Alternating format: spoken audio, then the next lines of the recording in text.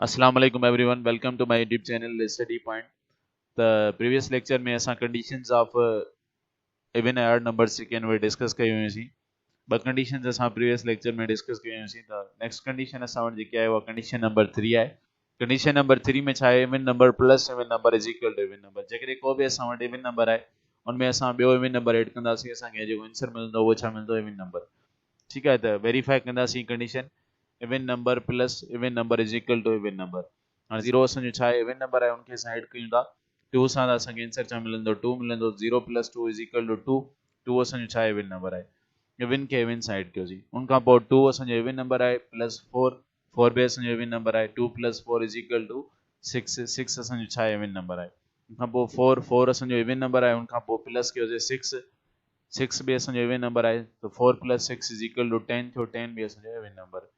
उनखां पोइ आहे एट एट असांजो छा आहे इवन नंबर आहे प्लस टेन टेन असांजो भी इवन नंबर आहे एट प्लस टेन असांजो छा थींदो एटीन एटीन भी असांजो छा आहे इवन नंबर आहे उनखां पोइ टेन टेन असांजो इवन नंबर आहे प्लस कयोसीं असां ट्वेल्व ट्वेल्व असांजो भी इवन नंबर आहे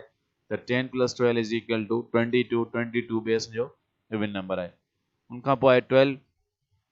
ट्वेल्व असांजो छा आहे इवन नंबर आहे उनखां पोइ ऐड कयोसीं इनखे 14 सां 14 असांजो इवन नंबर आहे 12 प्लस 14 इज इक्वल टू 26 26 असांजो छा आहे इवन नंबर आहे उनखां पोइ आहे 14 14 असांजो इवन नंबर आहे प्लस कयोसीं असां 16 16 बि इवन नंबर आहे त असांखे आंसर मिलियो 30 30 असांजो छा आहे इवन नंबर आहे उनखां पोइ आहे 16 16 असांजो इवन नंबर आहे प्लस कयोसीं असां 18 सां 18 असांजो छा आहे इवन नंबर आहे त 16 प्लस 18 इज इक्वल टू 34 34 बि असांजो छा आहे इवन नंबर आहे तो ही कंडीशन नंबर जेकी 3 वो छा आहे असांजे even number plus even number is equal to even number जेकॾहिं मिसाल कंहिं में ॿधी अदद में जेकॾहिं असां ॿधी अदद ऐड कंदासीं असांखे ॿधी अदद मिलंदो त इहे असां एग्जांपल्स कयासीं डिफरेंट ॿधी अदद खे डिफरेंट ॿधी अदद सां असां ऐड कयोसीं असांखे आंसर छा मिलियो वञी करे साॻियो ॿधी अदद ई मिलियो